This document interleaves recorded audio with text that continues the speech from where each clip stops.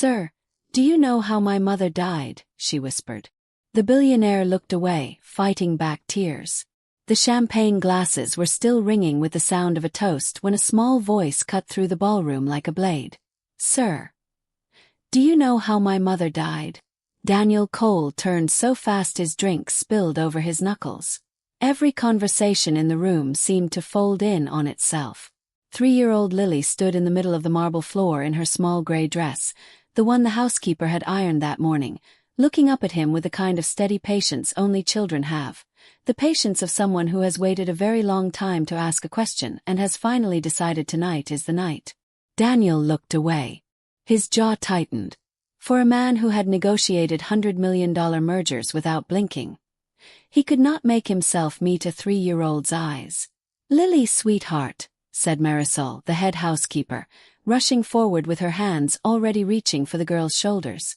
"Let's go find your coloring book, okay?" "I don't want the coloring book."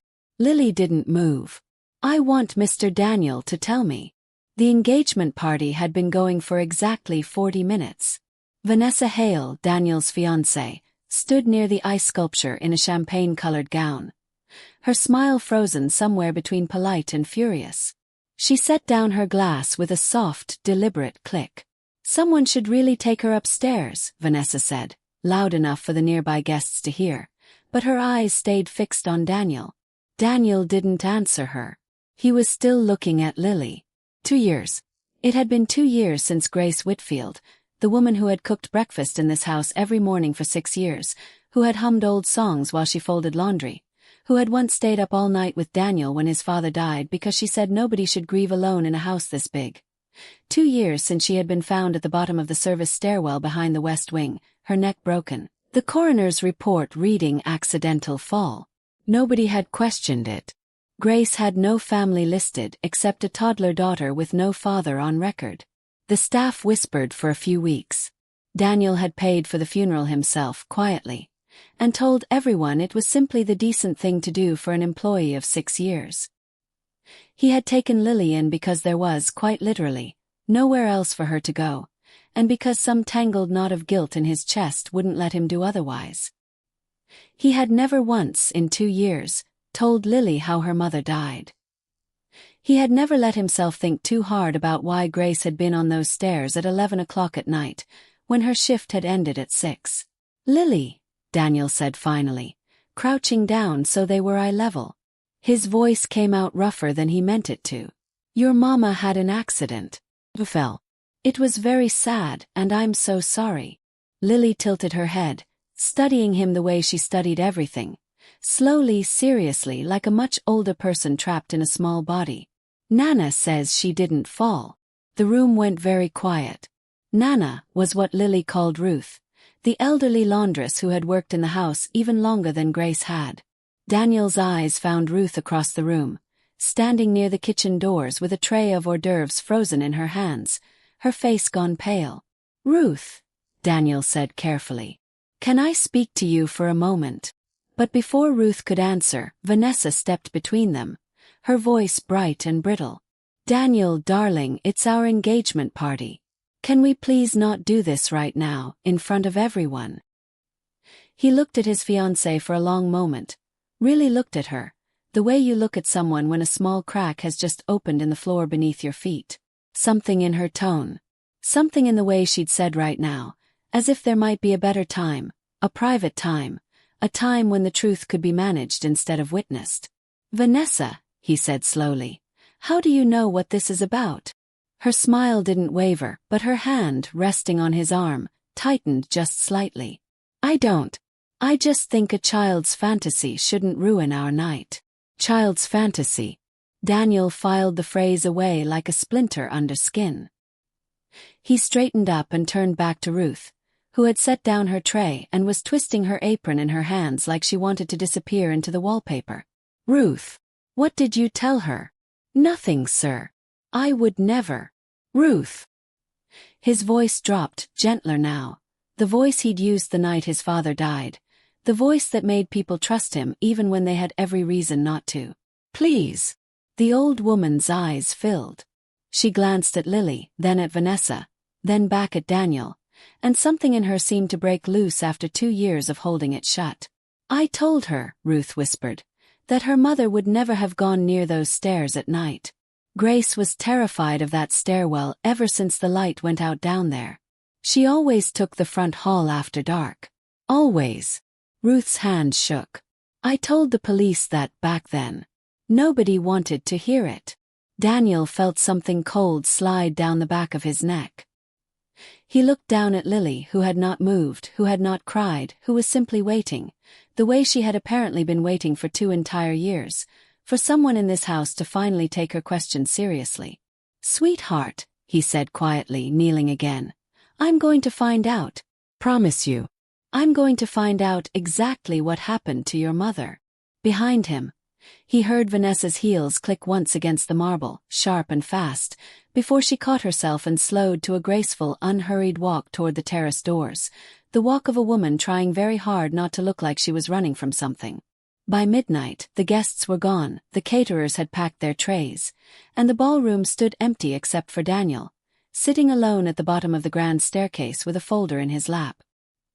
He had gone to his study and pulled the old file, the one he hadn't opened since the week of the funeral. Police report. Coroner's notes. A single Polaroid of the service stairwell, dim and grainy, taken by an officer who clearly hadn't spent more than 10 minutes on the scene. Accidental fall. No signs of struggle. No witnesses.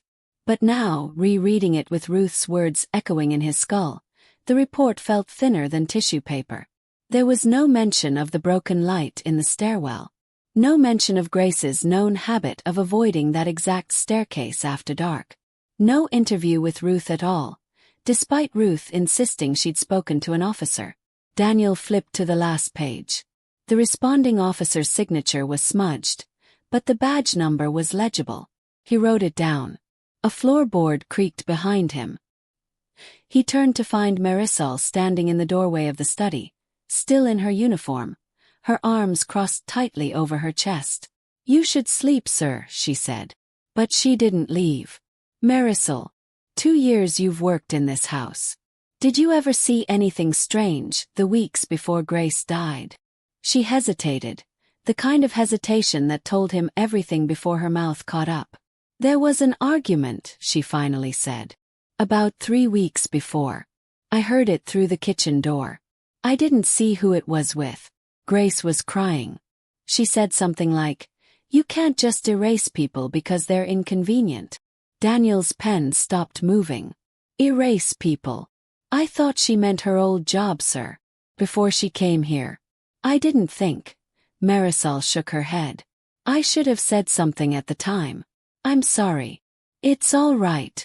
It wasn't, not really, but there was no use punishing the housekeeper for 2 years of silence he'd been just as guilty of keeping. The next morning, Daniel drove to the small municipal building downtown himself, without his driver, without an assistant, just a folder and a badge number written on a scrap of paper. It took 40 minutes of waiting and one uncomfortable conversation with a records clerk before a tired-looking sergeant named Dale Whitcomb agreed to see him. "Grace Whitfield," Whitcomb said, flipping through a thin file of his own. "I remember that one. Sad case. You responded to the scene." "I did." Whitcomb rubbed his eyes. "Look, Mr. Cole, I'll be straight with you. That file's thinner than it should be. We got a call the next morning saying to close it fast. No press, no complications. Big house, big name attached. You know how that goes." Daniel's stomach turned. "Who made that call? Wasn't documented. Wasn't supposed to be documented, if you follow me." Whitcomb closed the folder. "But I do remember one thing. The light in that stairwell wasn't just burned out. The bulb had been removed. Sitting right there on the step, still in its box, like somebody'd swapped it out on purpose and never got around to putting the old one back in. You're telling me someone deliberately darkened that stairwell?" "I'm telling you what I saw. I wasn't allowed to write it down." Daniel sat in his car outside the station for a long time before he could make himself turn the key. Erase people because they're inconvenient. The bulb had been removed. Someone made a call to close it fast. He thought of Vanessa's hand tightening on his arm the night before. He thought of the way she'd said a child's fantasy with a smile that hadn't reached her eyes even once. He hadn't proposed to Vanessa until 8 months after Grace died. They'd met at a charity gala. She was warm, sharp, ambitious, the kind of woman his board of directors adored at dinner parties. He had never once asked himself how she'd known so quickly, so smoothly, which wing of the house to avoid, which staff members to befriend, which subjects never to bring up. That evening, he found Lily in the nursery, sitting cross-legged on the rug with a photograph clutched in both hands. An old picture of Grace laughing on the back porch, the only photo Daniel had kept for her. "Lily," he said softly, sitting down across from her. "Can I ask you something? Do you remember before? Do you remember anyone who used to visit your mama? Someone who wasn't from the house?" Lily considered this with her usual seriousness. Then she reached under her pillow and pulled out a folded piece of paper, soft and worn at the creases like it had been unfolded and refolded 100 small times. "Mama gave me this," she said. "She said keep it safe. She said don't show anybody except somebody I really, really trust." Daniel's hands were not steady as he unfolded it. It was a photograph. Grace, younger, standing beside a woman he recognized instantly, arm in arm, laughing at something outside the frame. The woman beside Grace was Vanessa. Daniel stared at the photograph until the edges of the room seemed to blur. Vanessa Hale and Grace Whitfield, standing together outside what looked like a modest apartment building, both younger, both laughing, both clearly close. Closer than an employer's fiancé and a maid had any business being, closer than two women who claimed, as far as Daniel knew, to have never met before Vanessa moved into this house. "Lily," he said carefully, "do you know who this is with your mama?" Lily shook her head. "Mama just called her my sister. Not a real sister. Like a heart sister." She frowned, working through the memory with the effort small children put into remembering. "She came sometimes, but not to see me. Mama always sent me to Nana's room when she came." Daniel's mind raced backward through years of dinner conversations, searching for any moment Vanessa might have let something slip. He found nothing, which he now understood with a sick, sinking clarity, meant only that she was very, very good at hiding things. He didn't confront her that night. Instead, he drove to the address that matched the faded numbers stenciled on the apartment building behind the two women in the photo. A 2-hour drive to a small town he'd never had reason to visit. The building manager, an elderly man named Pete, remembered Grace immediately when Daniel showed him the photo. "Grace and Vanny," Pete said, nodding slowly.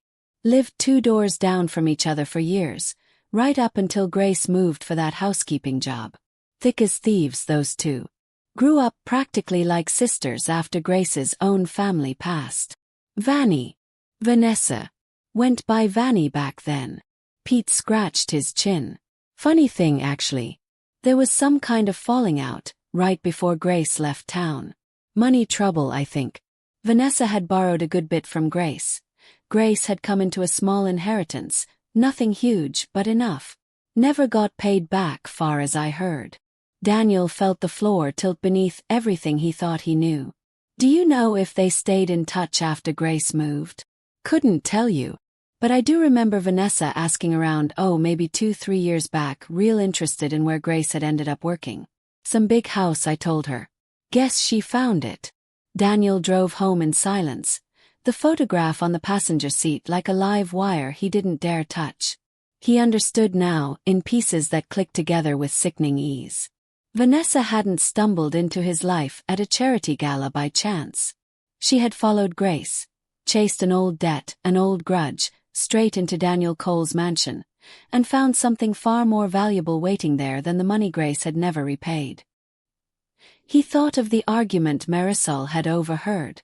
You can't just erase people because they're inconvenient.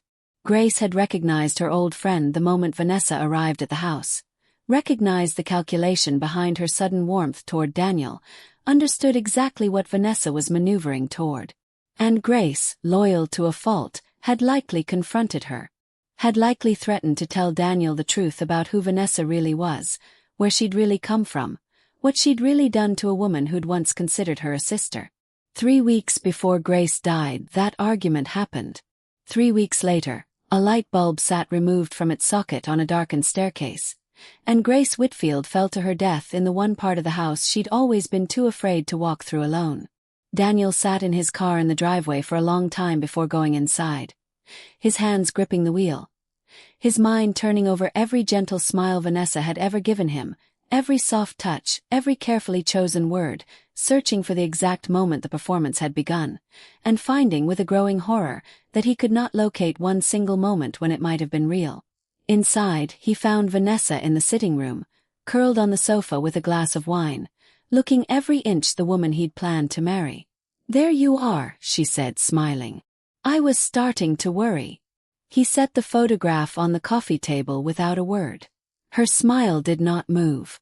But her eyes did, flicking down to the image, then up to his face, then down again, calculating, recalculating, the gears behind her expression turning so fast he could almost hear them. "Where did you get that?" she said. It wasn't quite a question. Lily's mother gave it to her.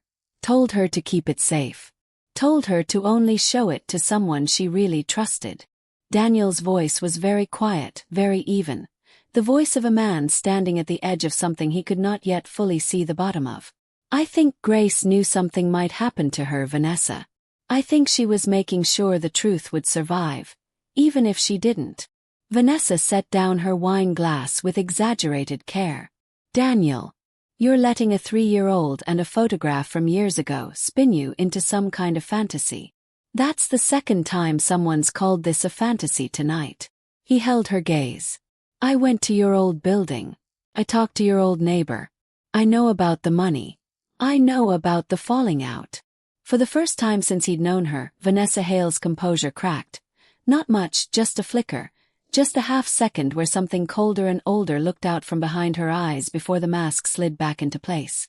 "You have no idea what you're accusing me of," she said softly. "Then help me understand," Daniel said. "Because right now, all I can see is a woman who tracked down her old friend, moved into her employer's life, and never once, in 2 years, mentioned that she knew her at all." Vanessa didn't answer him that night.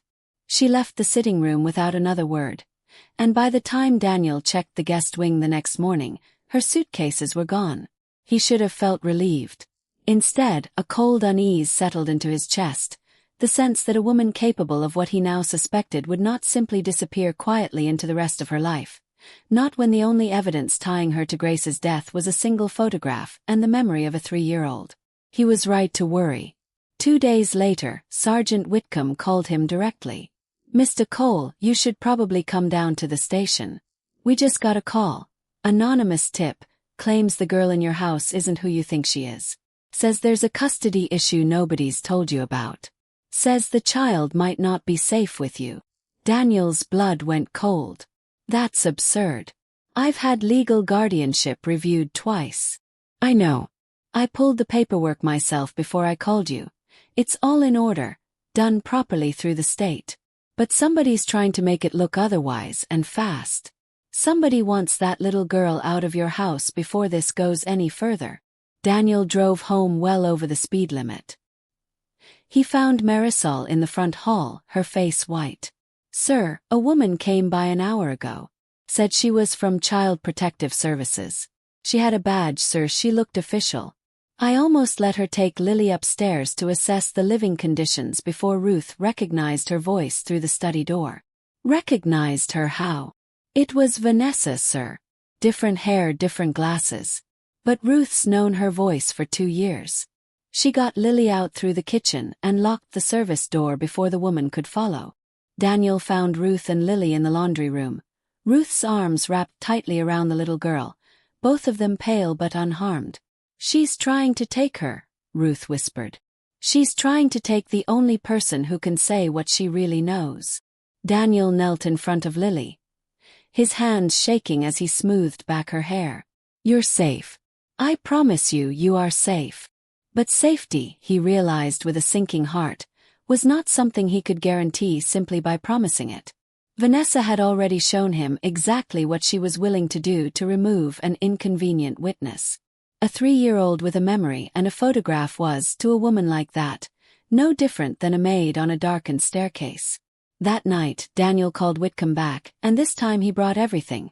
The photograph, Ruth's testimony, Pete's account from the old apartment building, the removed light bulb, the anonymous call that had closed the case too fast 2 years earlier. It's circumstantial, Whitcomb admitted, laying it all across his desk. A good lawyer could pick most of this apart in an afternoon. But it's enough to reopen the file. And if she really did impersonate a CPS officer today, that's a felony charge sitting right in front of us, clean as day. That's not circumstantial. That's a crime she committed this afternoon. So arrest her for that, Daniel said. And while you're at it, look harder at everything else. Took 3 more days. Whitcomb's team traced the impersonation back to a rental car, the rental car to a motel 40 minutes outside the city, and the motel room, when officers finally searched it with a warrant, to a locked metal box beneath the bed. Inside was a burner phone with old text messages Vanessa had apparently never bothered to fully delete. Fragments of a conversation from 2 years earlier, the context damning even in pieces. She's going to tell him everything. I can't let that happen. I've worked too hard for this. And 3 days before Grace died. I'll handle it tonight. She always uses those back stairs when it's dark. Won't even see it coming. Daniel read the printed transcript in Whitcomb's office with his hands pressed flat against the desk, as if the wood itself might keep him upright. Grace hadn't fallen. Grace had been set up to fall. The darkened stairwell not an accident of neglect but a deliberate trap, laid days in advance by a woman rehearsing her own alibi for a party she wouldn't even need to attend. We have enough to arrest her for murder, Whitcomb said quietly. The impersonation charge already has her in custody 2 states over. We're moving on the rest now. Daniel sat in the parking lot of the police station for a long time afterward, staring at nothing, feeling the strange hollow ache of a truth finally arriving 2 years too late to save the person who deserved to hear it most. Then he drove home to a small girl who had spent 2 years being told her mother simply fell. The trial took the better part of a year. Daniel testified. Ruth testified. Sergeant Whitcomb laid out the timeline, piece by piece, until even the most skeptical juror could see the shape of what had happened in that darkened stairwell 2 years earlier. Vanessa Hale was convicted of second-degree murder and sentenced to 25 years. She showed no visible emotion when the verdict was read. The same careful composure Daniel had once mistaken for grace, revealed now for exactly what it had always been. A mask worn so long she might have forgotten there was ever a face underneath it. Daniel didn't attend the sentencing. He'd said everything he needed to say in the courtroom weeks before, and there was somewhere he needed to be that mattered far more than watching a woman finally face consequences she'd spent 2 years trying to outrun. He was home in the garden, watching Lily chase a butterfly across the grass with a single-minded joy only small children seemed to still possess. Ruth had been promoted, at Daniel's insistence, to run the household staff, a role she'd earned 100 times over through years of quiet loyalty nobody had properly recognized. Marisol had finally stopped flinching every time Daniel raised his voice even slightly. Once she understood he wasn't angry at her, had never been angry at her, only at himself, for 2 years of not asking the questions that should have been asked immediately. And Lily had grown steadier, somehow, in the months since the truth came out. As if some deep, unspoken part of her small mind had needed the world's confirmation of what she'd always sensed. That her mother hadn't simply vanished into an accident, that someone had taken her away on purpose, that the wrongness she'd carried without words for 2 years had a name and a face and, finally, a punishment. That evening after dinner, Daniel sat with her on the porch steps, in the exact spot where Grace used to sit humming old songs while she folded laundry. Back when this house had felt, to Daniel, like nothing more than a very large, very quiet place to live alone.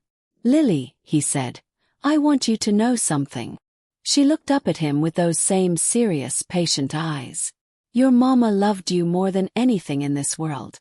And she was so brave. She kept that photograph safe for you because she knew, somehow, that one day the truth would matter. She made sure that even if something happened to her, you would still have a way to find it." Lily was quiet for a long moment, turning this over the way she turned over everything. "Nana says Mama's watching," she finally said. "From somewhere good." "I believe that too," Daniel said, and found, to his own surprise, that he meant it completely. "Sir." You don't have to call me sir anymore, Lily. Not ever again. She considered this with characteristic seriousness. What do I call you then?